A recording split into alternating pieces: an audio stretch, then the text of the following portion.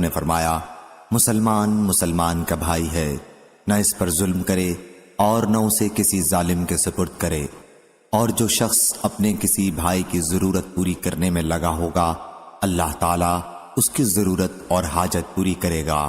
صحیح بخاری حدیث نمبر 6951۔ حضرت انس رضی اللہ عنہ نے بیان کیا کہ رسول اللہ صلی اللہ علیہ وسلم نے فرمایا، اپنے بھائی کی مدد کرو، خواہ وہ ظالم ہو یا مظلوم۔ ایک صحابی رضی اللہ عنہ نے عرض کیا، یا رسول اللہ صلی اللہ علیہ وسلم، جب وہ مظلوم ہو تو میں اس کی مدد کروں گا، لیکن آپ کا کیا خیال ہے جب وہ ظالم ہوگا پھر میں اس کی مدد کیسے کروں؟ حضرت صلی اللہ علیہ وسلم نے فرمایا کہ اس وقت تم اسے ظلم سے روکنا، کیونکہ یہی اس کی مدد ہے۔ صحیح بخاری حدیث نمبر 6952۔ علقمہ بن وقاص لیثی نے بیان کیا کہ میں نے حضرت عمر بن خطاب رضی اللہ عنہ سے خطبے میں سنا، انہوں نے کہا کہ میں نے نبی کریم صلی اللہ علیہ وسلم کو یہ فرماتے ہوئے سنا تھا، اے لوگو، اعمال کا دار و مدار نیتوں پر ہے، اور ہر شخص کو وہی ملے گا جس کی وہ نیت کرے گا، پس جس کی ہجرت اللہ اور اس کے رسول کی طرف ہو اسے ہجرت کا ثواب ملے گا، اور جس کی ہجرت کا مقصد دنیا ہوگی کہ جسے وہ حاصل کر لے، یا کوئی عورت ہوگی جس سے وہ شادی کر لے، تو اس کی ہجرت اسی کے لیے ہوگی جس کے لیے اس نے ہجرت کی ہے۔ صحیح بخاری حدیث نمبر 6953۔ حضرت ابو ہریرہ رضی اللہ عنہ نے بیان کیا کہ نبی کریم صلی اللہ علیہ وسلم نے فرمایا، اللہ تعالیٰ تم میں سے کسی ایسے شخص کی نماز قبول نہیں کرتا جسے وضو کی ضرورت ہو، یہاں تک کہ وہ وضو کر لے۔ صحیح بخاری حدیث نمبر 6954۔ حضرت انس بن مالک رضی اللہ عنہ نے بیان کیا کہ حضرت ابو بکر رضی اللہ عنہ نے انہیں زکوٰۃ کا حکم نامہ لکھ کر بھیجا جو رسول کریم صلی اللہ علیہ وسلم نے فرض قرار دیا تھا کہ متفرق صدقہ کو ایک جگہ جمع نہ کیا جائے اور نہ مجتمع سجدہ کو متفرق کیا جائے زکوٰۃ کے خوف سے۔ صحیح بخاری حدیث نمبر 6955۔ اسماعیل بن جعفر نے بیان کیا، ان سے ابو سہیل نافع نے، ان سے ان کے والد مالک بن ابی عامر نے، اور ان سے طلحہ بن عبید اللہ رضی اللہ عنہ نے کہ ایک دیہاتی تمام بن ثعلبہ رسول کریم صلی اللہ علیہ وسلم کی خدمت میں اس حال میں حاضر ہوا کہ اس کے سر کے بال پریشان تھے، اور عرض کیا، یا رسول اللہ صلی اللہ علیہ وسلم، مجھے بتائیے کہ اللہ تعالیٰ نے مجھ پر کتنی نمازیں فرض کی ہیں؟ حضرت صلی اللہ علیہ وسلم نے فرمایا کہ 5 وقت کی نمازیں سوا ان نمازوں کے جو تم نفلی پڑھو۔ اس نے کہا، مجھے بتائیے کہ اللہ تعالیٰ نے کتنے روزے فرض کیے ہیں؟ حضرت صلی اللہ علیہ وسلم نے فرمایا کہ رمضان کے مہینے کے روزے سوا ان کے جو تم نفلی رکھو۔ اس نے پوچھا، مجھے بتائیے کہ اللہ تعالیٰ نے زکوٰۃ کتنی فرض کی ہے؟ بیان کیا کہ اس پر حضرت صلی اللہ علیہ وسلم نے زکوٰۃ کے مسائل بیان کیے۔ پھر اس دیہاتی نے کہا، اس ذات کی قسم جس نے آپ کو یہ عزت بخشی ہے، جو اللہ تعالیٰ نے مجھ پر فرض کیا ہے، اس میں نہ میں کسی قسم کی زیادتی کروں گا اور نہ کمی۔ حضرت صلی اللہ علیہ وسلم نے فرمایا کہ اگر اس نے صحیح کہا ہے تو یہ کامیاب ہوا، یا آپ نے فرمایا کہ اگر اس نے صحیح کہا ہے تو جنت میں جائے گا۔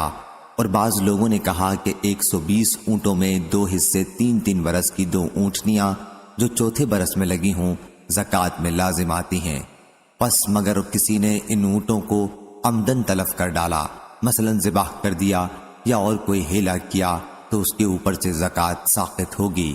صحیح بخاری حدیث نمبر 6956۔ حضرت ابو ہریرہ رضی اللہ عنہ نے بیان کیا کہ رسول اللہ صلی اللہ علیہ وسلم نے فرمایا، قیامت کے دن تم میں سے کسی کا خزانہ چت کبرا اژدہا بن کر آئے گا، اس کا مالک اس سے بھاگے گا لیکن وہ اسے تلاش کر رہا ہوگا اور کہے گا کہ میں تمہارا خزانہ ہوں۔ فرمایا، واللہ وہ مسلسل تلاش کرتا رہے گا یہاں تک کہ وہ شخص اپنا ہاتھ پھیلا دے اور اژدہا اسے لقمہ بنائے گا۔ صحیح بخاری حدیث نمبر 6957۔ اور رسول اللہ صلی اللہ علیہ وسلم نے فرمایا، جانوروں کے مالک جنہوں نے ان کا شرعی حق ادا نہیں کیا ہوگا، قیامت کے دن ان پر وہ جانور غالب کر دیے جائیں گے اور وہ اپنی کھروں سے اس کے چہرے کو نوچیں گے۔ اور بعض لوگوں نے یہ کہہ دیا کہ اگر ایک شخص کے پاس اونٹ ہے اور اسے خطرہ ہے کہ زکوٰۃ اس پر واجب ہو جائے گی، اور اس لیے وہ کسی دن زکوٰۃ سے بچنے کے لیے ہیلے کے طور پر اسی جیسے اونٹ یا بکری یا گائے یا دراہم کے بدلے میں بیچ دے تو اس پر کوئی زکوٰۃ نہیں۔ اور پھر اس کا یہ بھی کہنا ہے کہ اگر وہ اپنے اونٹ کی زکوٰۃ سال پورے ہونے سے ایک دن یا ایک سال پہلے دے دے تو زکوٰۃ ادا ہو جاتی ہے۔ صحیح بخاری حدیث نمبر 6958۔ ابن عباس رضی اللہ عنہ نے بیان کیا کہ سعد بن عبادہ انصاری رضی اللہ عنہ نے رسول اللہ صلی اللہ علیہ وسلم سے ایک نظر کے بارے میں سوال کیا جو ان کی والدہ پر تھی اور ان کی وفات نظر پوری کرنے سے پہلے ہی ہو گئی تھی۔ حضرت صلی اللہ علیہ وسلم نے فرمایا کہ تو ان کی طرف سے پوری کر۔ اس کے باوجود بعض لوگ یہ کہتے ہیں کہ جب اونٹ کی تعداد 20 ہو جائے تو اس میں 4 بکریاں لازم ہیں، پس اگر سال پورا ہونے سے پہلے اونٹ کو ہبہ کر دے یا اسے بیچ دے زکوٰۃ سے بچنے یا ہیلے کے طور پر تاکہ زکوٰۃ اس پر ختم ہو جائے تو اس پر کوئی چیز واجب نہیں ہوگی۔ یہی حال اس صورت میں ہے اگر اس نے ضائع کر دیا اور پھر مر گیا تو اس کے مال پر کچھ واجب نہیں ہوگا۔ صحیح بخاری حدیث نمبر 6959۔ عبداللہ بن مسعود رضی اللہ عنہ نے بیان کیا کہ رسول اللہ صلی اللہ علیہ وسلم نے شغار سے منع فرمایا۔ میں نے نافع سے پوچھا شغار کیا ہے؟ انہوں نے کہا یہ کہ کوئی شخص بغیر مہر کے کسی کی لڑکی سے نکاح کرتا ہے یا اس سے بغیر مہر کے اپنی لڑکی کا نکاح کرتا ہے، بس اس کے سوا کوئی مہر مقرر نہ ہو اور بعض لوگ ہوں گے اور شرط باطل ہوگی۔ صحیح بخاری حدیث نمبر 6960۔ ظاہری نے بیان کیا ان سے حسن اور عبداللہ محمد بن علی کے 2 بیٹوں نے بیان کیا ان سے ان کے والد نے کہ حضرت علی رضی اللہ عنہ سے کہا گیا کہ حضرت عبداللہ بن عباس رضی اللہ عنہ عورتوں کے متاع میں کوئی حرج نہیں سمجھتے۔ انہوں نے کہا کہ رسول اللہ صلی اللہ علیہ وسلم نے خیبر کی لڑائی کے موقع پر متاع سے اور پالتو گدھوں کے گوشت سے منع کر دیا تھا، اور بعض لوگ کہتے ہیں کہ اگر کسی نے حیلے سے متاع کر لیا تو نکاح فاسد ہے، اور بعض لوگوں نے کہا کہ نکاح جائز ہو جائے گا اور میعاد کی شرط باطل ہو جائے گی۔ صحیح بخاری حدیث نمبر 6961۔ حضرت ابو ہریرہ رضی اللہ عنہ نے بیان کیا کہ رسول اللہ صلی اللہ علیہ وسلم نے فرمایا بچا ہوا بے ضرورت پانی اس لیے نہ روکا جائے کہ اس کی وجہ سے بچی ہوئی گھاس بھی بچی رہے، اس میں بھی ہیلا سازی سے روکا گیا ہے۔ صحیح بخاری حدیث نمبر 6962۔ قتیبہ بن سعید نے بیان کیا کہا ہم سے امام مالک نے، ان سے نافع نے اور ان سے ابن عمر رضی اللہ عنہ نے کہ نبی کریم صلی اللہ علیہ وسلم نے بیع نجش سے منع فرمایا۔ صحیح بخاری حدیث نمبر 6963۔ حضرت ابو ہریرہ رضی اللہ عنہ نے بیان کیا کہ رسول اللہ صلی اللہ علیہ وسلم نے فرمایا کسی بیوہ سے اس وقت تک شادی نہ کی جائے جب تک اس کا حکم نہ معلوم کر لیا جائے، اور کسی کنواری سے اس وقت تک نکاح نہ کیا جائے جب تک اس کی اجازت نہ لے لی جائے۔ صحابہ رضی اللہ عنہم نے پوچھا اس کی اجازت کا کیا طریقہ ہے؟ حضرت صلی اللہ علیہ وسلم نے فرمایا یہ کہ وہ خاموش ہو جائے۔ پھر بھی بعض لوگ کہتے ہیں کہ اگر کسی شخص نے 2 جھوٹے گواہوں کے ذریعے حیلہ کیا اور یہ جھوٹ گھڑا کہ کسی بیوہ عورت سے اس نے اس کی اجازت سے نکاح کیا ہے اور قاضی نے بھی اس مرد سے اس کے نکاح کا فیصلہ کر دیا جبکہ اس مرد کو خوب خبر ہے کہ اس نے اس عورت سے نکاح نہیں کیا ہے، تو یہ نکاح جائز ہے اور اس کے لیے اس عورت کے ساتھ رہنا جائز ہو جائے گا۔ صحیح بخاری حدیث نمبر 6970۔ حضرت عائشہ رضی اللہ عنہا نے بیان کیا کہ رسول اللہ صلی اللہ علیہ وسلم نے فرمایا کنواری لڑکی سے اجازت لی جائے گی۔ میں نے پوچھا کہ کنواری لڑکی شرمائے گی؟ حضرت صلی اللہ علیہ وسلم نے فرمایا کہ اس کی خاموشی ہی اجازت ہے۔ اور بعض لوگوں کا کہنا ہے کہ کوئی شخص اگر کسی یتیم لڑکی یا کنواری لڑکی سے نکاح کا خواہش مند ہو لیکن لڑکی راضی نہ ہو، اس پر اس نے حیلہ کیا اور 2 جھوٹے گواہوں کی گواہی اس کی دلائی کہ اس نے اس لڑکی سے شادی کر لی ہے، پھر جب وہ لڑکی جوان ہوئی اور اس نکاح سے وہ بھی راضی ہو گئی اور قاضی نے اس جھوٹی شہادت کو قبول کر لیا حالانکہ وہ بھی جانتا ہے کہ یہ سارا ہی جھوٹ اور فریب ہے، تب بھی اس سے جمع کرنا جائز ہے۔ صحیح بخاری حدیث نمبر 6971۔ عائشہ رضی اللہ عنہا نے بیان کیا کہ رسول اللہ صلی اللہ علیہ وسلم حلوہ اور شہد پسند کرتے تھے، اور عصر کی نماز سے فارغ ہونے کے بعد اپنی ازواج سے ان میں سے کسی کے حجرے میں جانے کے لیے اجازت لیتے تھے اور ان کے پاس جاتے تھے۔ ایک مرتبہ آپ حفصہ رضی اللہ عنہا کے گھر گئے اور ان کے یہاں اس سے زیادہ دیر تک ٹھہرے رہے جتنی دیر تک ٹھہرنے کا آپ کا معمول تھا۔ میں نے اس کے متعلق حضرت صلی اللہ علیہ وسلم سے پوچھا تو آپ نے فرمایا کہ ان کی قوم کی ایک خاتون نے شہد کی ایک کپی انہیں ہدیہ کی تھی اور انہوں نے حضرت صلی اللہ علیہ وسلم کو اس کا شربت پلایا تھا۔ میں نے اس پر کہا کہ اب میں بھی حضرت صلی اللہ علیہ وسلم کے ساتھ ہیلا کروں گی۔ چنانچہ میں نے اس کا ذکر سودا رضی اللہ عنہا سے کیا اور کہا جب حضرت صلی اللہ علیہ وسلم آپ کے یہاں آئیں تو آپ کے قریب بھی آئیں گے، اس وقت تم آپ سے کہنا کہ یا رسول اللہ صلی اللہ علیہ وسلم شاید آپ نے مغافیر کھایا ہے۔ اس پر آپ جواب دیں گے کہ نہیں، تم کہنا کہ پھر یہ بو کس چیز کی ہے۔ حضرت صلی اللہ علیہ وسلم کو یہ بات بہت ناگوار تھی کہ آپ کے جسم کے کسی حصے سے بو آئے۔ چنانچہ حضرت صلی اللہ علیہ وسلم اس کا جواب یہ دیں گے کہ حفصہ رضی اللہ عنہا نے مجھے شہد کا شربت پلایا تھا، اس پر کہنا کہ شہد کی مکھیوں نے عرفت کا رس چوسا ہوگا، اور میں بھی حضرت صلی اللہ علیہ وسلم سے یہی بات کہوں گی، اور صفیہ رضی اللہ عنہا تم بھی حضرت صلی اللہ علیہ وسلم سے یہ کہنا۔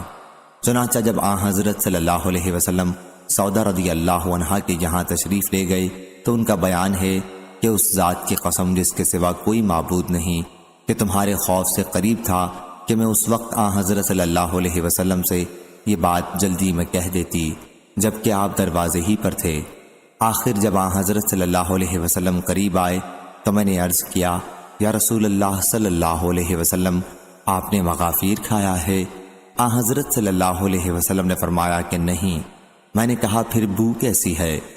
حضرت صلی اللہ علیہ وسلم نے فرمایا کہ حفصہ رضی اللہ عنہا نے مجھے شہد کا شربت پلایا ہے۔ میں نے کہا اس شہد کی مکھیوں نے عرفت کا رس چوسا ہوگا، اور صفیہ رضی اللہ عنہا کے پاس جب آپ تشریف لے گئے تو انہوں نے بھی یہی کہا۔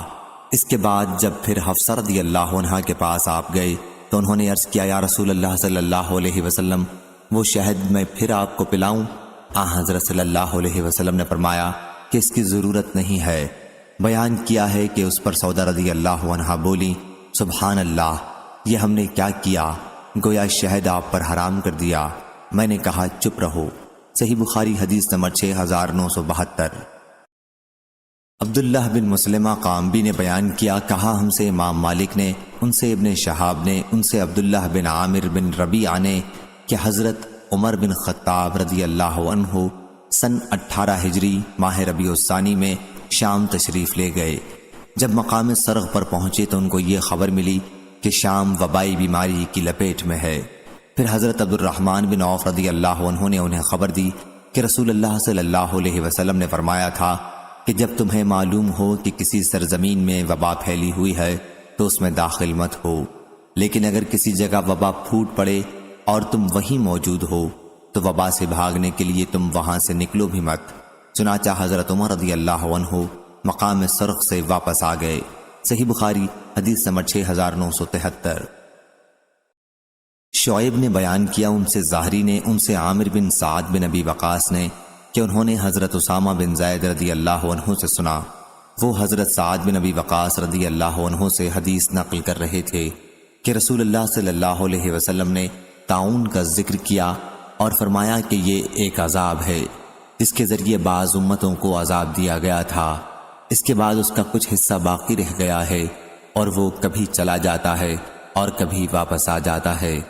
پس جو شخص کسی زرزمین پر اس کے پھیلنے کے متعلق سنے تو وہاں نہ جائے، لیکن اگر کوئی کسی جگہ ہو اور وہاں یہ وبا پھوٹ پڑے تو وہاں سے بھاگے بھی نہیں۔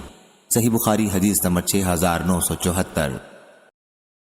سفیان نے بیان کیا، ان سے ایوب سختیانی نے، ان سے اکرمہ نے اور ان سے حضرت ابن عباس رضی اللہ عنہ نے بیان کیا کہ نبی کریم صلی اللہ علیہ وسلم نے فرمایا، اپنے حبا کو واپس لینے والا اس کتے کی طرح ہے جو اپنی قائے کو خود چاٹ جاتا ہے، ہمارے لیے بری مثال مناسب نہیں۔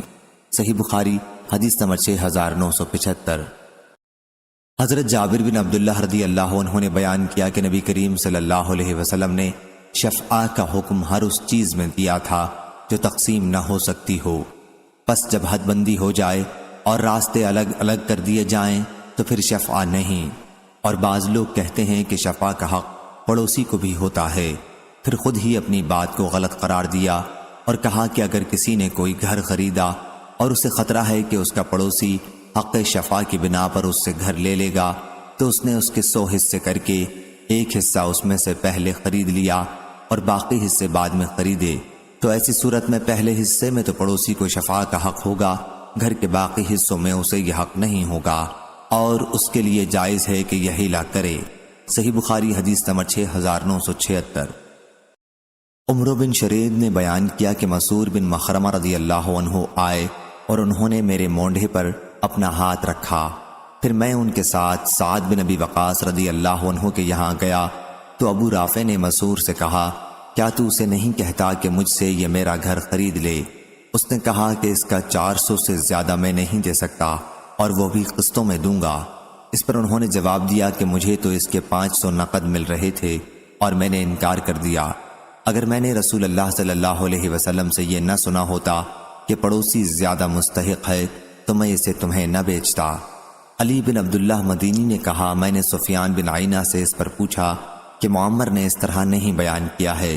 سفیان نے کہا، لیکن مجھ سے تو ابراہیم بن میسرہ نے یہ حدیث اسی طرح نقل کی۔ اور بعض لوگ کہتے ہیں کہ اگر کوئی شخص چاہے کہ شفیع کو حق شفاع نہ دے تو اسے ہیلا کرنے کی اجازت ہے، اور ہیلا یہ ہے کہ جائیداد کا مالک خریدار کو وہ جائیداد ہبہ کر دے، پھر خریدار یعنی موہوب لے اس ہبہ کے معاوضے میں مالک جائیداد کو 1000 درہم مثلاً ہبہ کر دے۔ اس صورت میں شفیع کو شفاع کا حق نہ رہے گا۔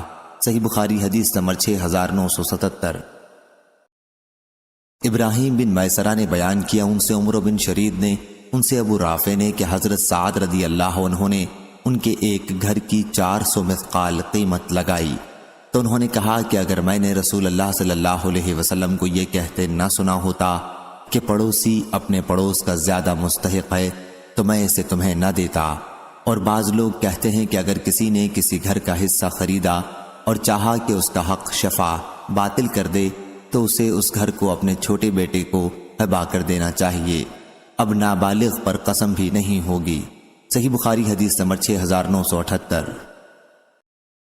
ابو حمید سعدی رضی اللہ عنہ نے بیان کیا کہ رسول اللہ صلی اللہ علیہ وسلم نے ایک شخص کو بنی سلیم کے صدقات کی وصولی کے لیے عامل بنایا، ان کا نام ابن طبیعہ تھا۔ پھر جب یہ عامل واپس آیا اور حضرت صلی اللہ علیہ وسلم نے ان کا حساب لیا، اس نے سرکاری مال علیحدہ کیا اور کچھ مال کے نسبت کہنے لگا کہ یہ مجھے تحفے میں ملا ہے۔ حضرت صلی اللہ علیہ وسلم نے اس پر فرمایا، پھر کیوں نہ تم اپنے ماں باپ کے گھر بیٹھے رہے، اگر تم سچے ہو تو وہیں یہ تحفہ تمہارے پاس آ جاتا۔ اس کے بعد حضرت صلی اللہ علیہ وسلم نے ہمیں خطبہ دیا اور اللہ کی حمد و ثنا کے بعد فرمایا، اما بعد، میں تم میں سے کسی ایک کو اس کام پر عامل بناتا ہوں جس کا اللہ نے مجھے والی بنایا ہے۔ پھر وہ شخص آتا ہے اور کہتا ہے کہ یہ تمہارا مال ہے اور یہ تحفہ ہے جو مجھے دیا گیا تھا۔ اسے اپنے ماں باپ کے گھر بیٹھا رہنا چاہیے تھا تاکہ اس کا تحفہ وہیں پہنچ جاتا۔ اللہ کی قسم، تم میں سے جو بھی حق کے سوا کوئی چیز لے گا وہ اللہ تعالیٰ سے اس حال میں ملے گا کہ اس چیز کو اٹھائے ہوئے ہوگا۔ میں تم میں ہر اس شخص کو پہچان لوں گا جو اللہ سے اس حال میں ملے گا کہ اونٹ اٹھائے ہوگا جو بلبلا رہا ہوگا، یا گائے اٹھائے ہوگا جو اپنی آواز نکال رہی ہوگی، یا بکری اٹھائے ہوگا جو اپنی آواز نکال رہی ہوگی۔ پھر آپ نے ہاتھ اٹھایا یہاں تک کہ آپ کے بغل کی سفیدی دکھائی دینے لگی اور فرمایا، اے اللہ، کیا میں نے پہنچا دیا؟ یہ فرماتے ہوئے حضرت صلی اللہ علیہ وسلم کو میری آنکھوں نے دیکھا اور کانوں نے سنا۔ صحیح بخاری حدیث نمبر 6979۔ حضرت ابو رافع رضی اللہ عنہ نے بیان کیا کہ نبی کریم صلی اللہ علیہ وسلم نے فرمایا، پڑوسی اپنے پڑوسی کا زیادہ حقدار ہے۔ اور بعض لوگوں نے کہا کہ اگر کسی شخص نے ایک گھر 20,000 درہم کا خریدا تو شفاع کا حق ساقط کرنے کے لیے یہ ہیلا کرنے میں کوئی قباحت نہیں کہ مالک مکان کو 9,999 درہم نقد ادا کرے، تکملے میں جو باقی رہے یعنی 10,000 اور 1 درہم، اس کے بدل مالک مکان کو 1 دینار اشرفی دے دے۔ اس صورت میں اگر شفیع اس مکان کو لینا چاہے گا تو اس کو 20,000 درہم پر لینا ہوگا، ورنہ وہ اس گھر کو نہیں لے سکتا۔ ایسی صورت میں اگر بیع کے بعد یہ گھر بائع کے سوا اور کسی کا نکلا تو خریدار بائع سے ہی وہی قیمت پھر لے گا جو اس نے دی ہے، یعنی 9,999 درہم، اور 1 دینار 20,000 درہم نہیں پھیر سکتا، کیونکہ جب وہ گھر کسی اور کا نکلا تو اب وہ بیع صرف جو بائع اور مشتری کے بیچ میں ہو گئی تھی باطل ہو گئی، تو اصل دینار پھر نہ لازم ہوگا نہ اس کے ثمن، یعنی 10,000 اور 1 درہم۔ اگر اس گھر میں کوئی عیب نکلا لیکن وہ بائع کے سوا کسی اور کی ملک نہیں نکلا تو خریدار اس گھر کو بائع کو واپس اور 20,000 درہم اس سے لے سکتا ہے۔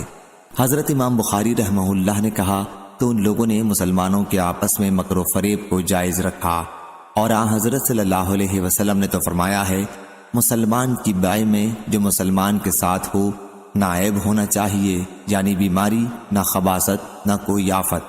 صحیح بخاری حدیث نمبر 6980۔ ابراہیم بن میسرہ نے بیان کیا، ان سے عمر بن شرید نے کہ ابو رافع رضی اللہ عنہ نے سعد بن مالک رضی اللہ عنہ کو ایک گھر 400 مثقال میں بیچا، اور کہا کہ اگر میں نے نبی کریم صلی اللہ علیہ وسلم سے یہ نہ سنا ہوتا کہ پڑوسی حق پڑوسی کا زیادہ حقدار ہے تو میں آپ کو یہ گھر نہ دیتا اور کسی کے ہاتھ بیچ ڈالتا۔ صحیح بخاری حدیث نمبر 6981۔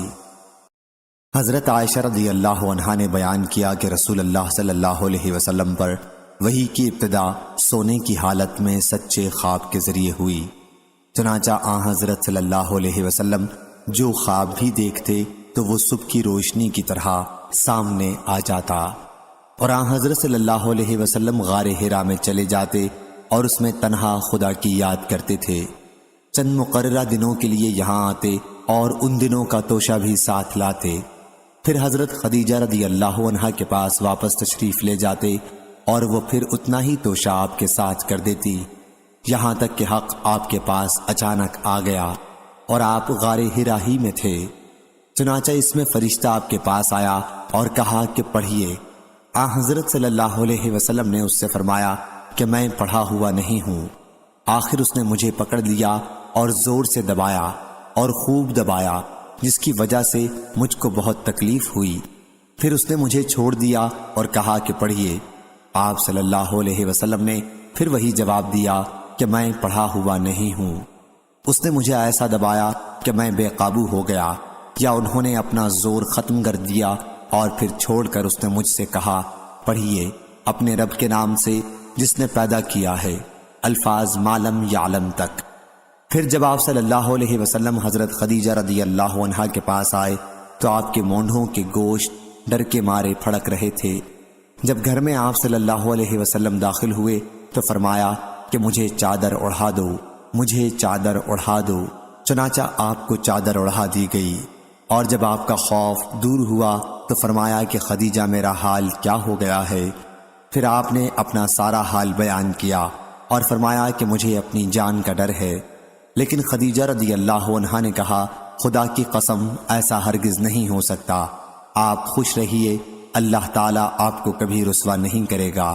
آپ تو صلہ رحمی کرتے ہیں، بات سچی بولتے ہیں، ناداروں کا بوجھ اٹھاتے ہیں، مہمان نوازی کرتے ہیں، اور حق کی وجہ سے پیش آنے والی مصیبتوں پر لوگوں کی مدد کرتے ہیں۔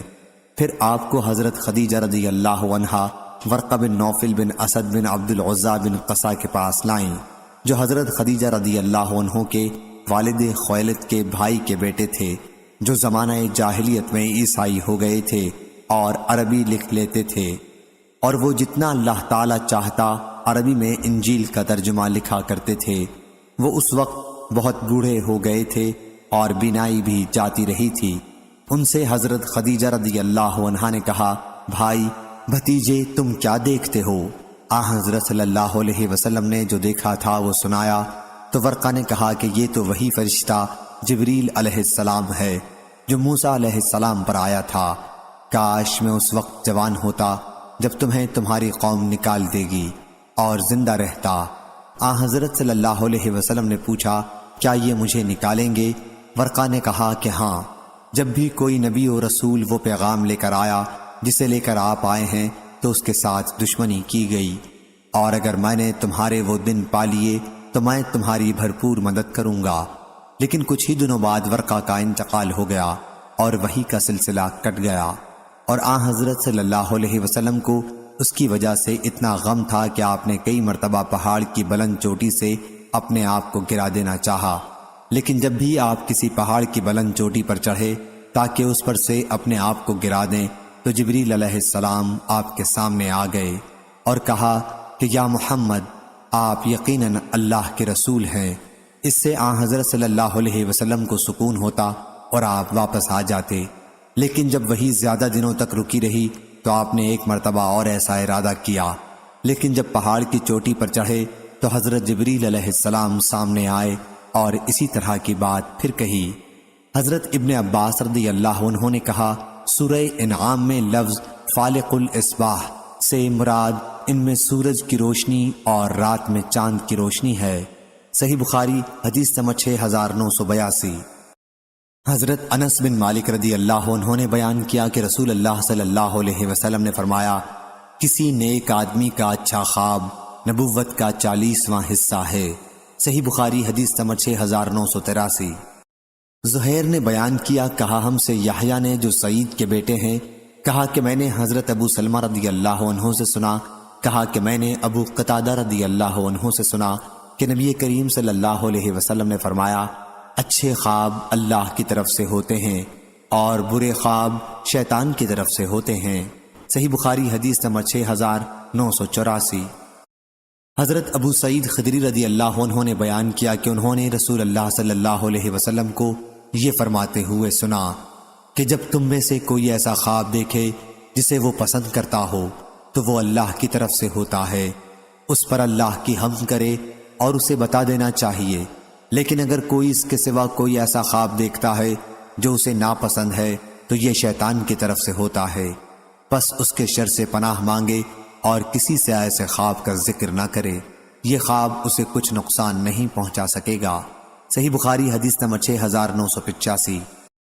مستد نے بیان کیا، کہا ہم سے عبداللہ بن یحییٰ بن ابی کثیر نے بیان کیا اور ان کی تعریف کی کہ میں نے ان سے یمامہ میں ملاقات کی تھی، ان سے ان کے والد نے، ان سے ابو سلمہ رضی اللہ عنہ نے اور ان سے ابو قتادہ رضی اللہ عنہ نے کہ نبی کریم صلی اللہ علیہ وسلم نے فرمایا، اچھا خواب اللہ کی طرف سے ہوتا ہے اور برا خواب شیطان کی طرف سے، پس اگر کوئی برا خواب دیکھے تو اسے اس سے اللہ کی پناہ مانگنی چاہیے اور بائیں طرف تھوکنا چاہیے، یہ خواب اسے کوئی نقصان نہیں پہنچا سکے گا۔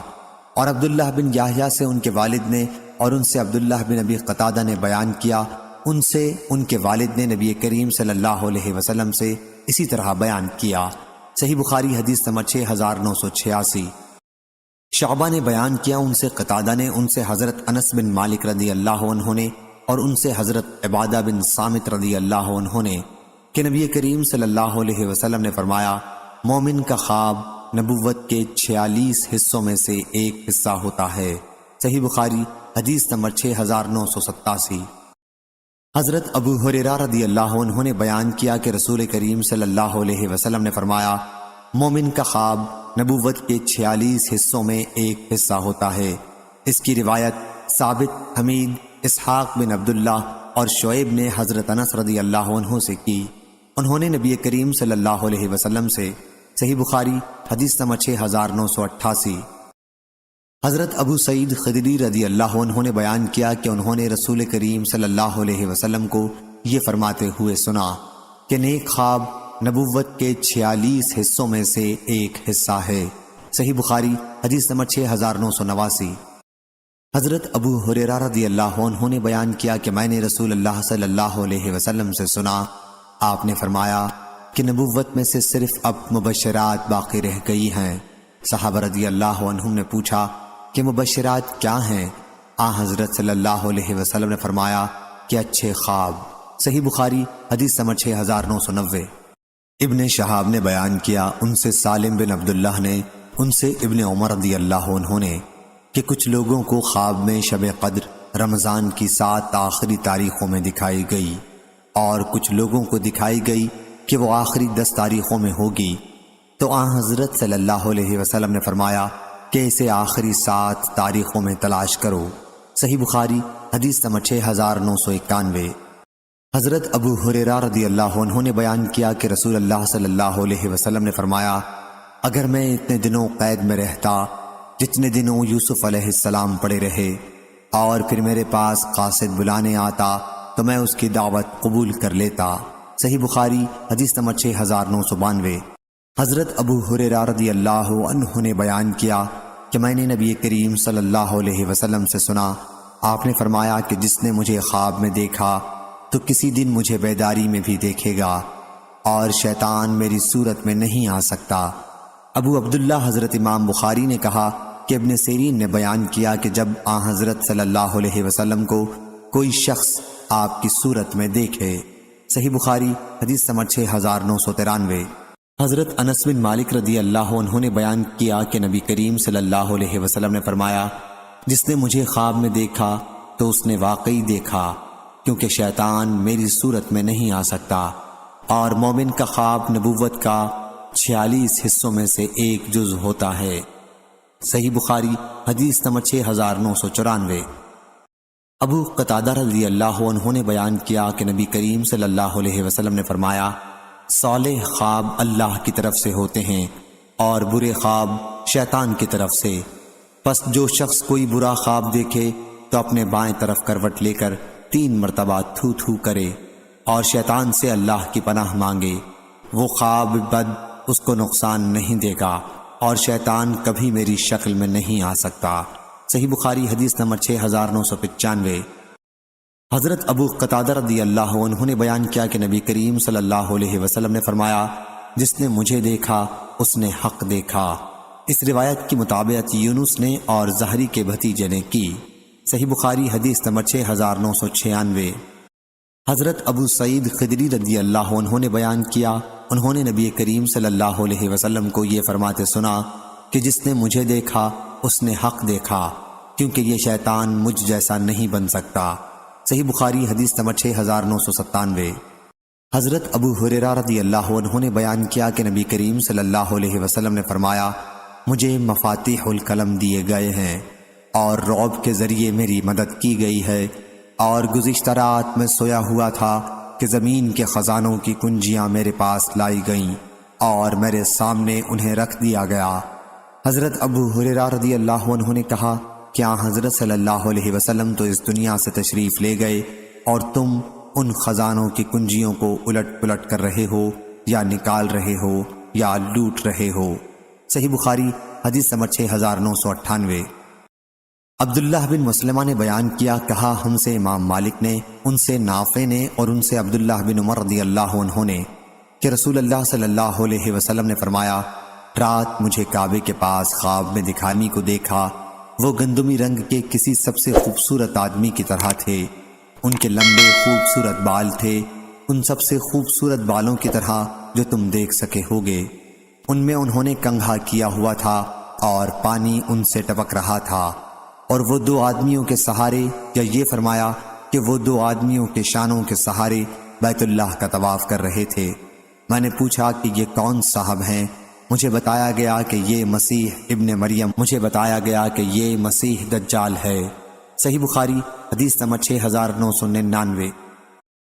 حضرت عبداللہ بن عباس رضی اللہ عنہ نے بیان کیا کہ ایک صاحب رسول اللہ صلی اللہ علیہ وسلم کی خدمت میں آئے اور کہا کہ میں نے رات میں خواب دیکھا ہے، اور انہوں نے واقعہ بیان کیا، اور اس روایت کے مطابق سلیمان بن کثیر زہری کے بھتیجے اور سفیان بن حسین نے زہری سے کی، ان سے عبید اللہ نے بیان کیا، اور ان سے حضرت عبداللہ بن عباس رضی اللہ عنہ نے بیان کیا، انہوں نے نبی کریم صلی اللہ علیہ وسلم سے روایت کیا، اور زبیدی نے زہری سے بیان کیا، ان سے عبید اللہ نے، اور ان سے ابن عباس اور ابو ہریرہ رضی اللہ عنہ نے نبی کریم صلی اللہ علیہ وسلم سے، اور شعیب اور اسحاق بن یحییٰ نے زہری سے بیان کیا کہ حضرت ابو ہریرہ رضی اللہ عنہ نبی کریم صلی اللہ علیہ وسلم سے بیان کرتے تھے، اور معمر نے اسے متصلاً نہیں بیان کیا، لیکن بعد میں متصلاً بیان کرنے لگے تھے۔ صحیح بخاری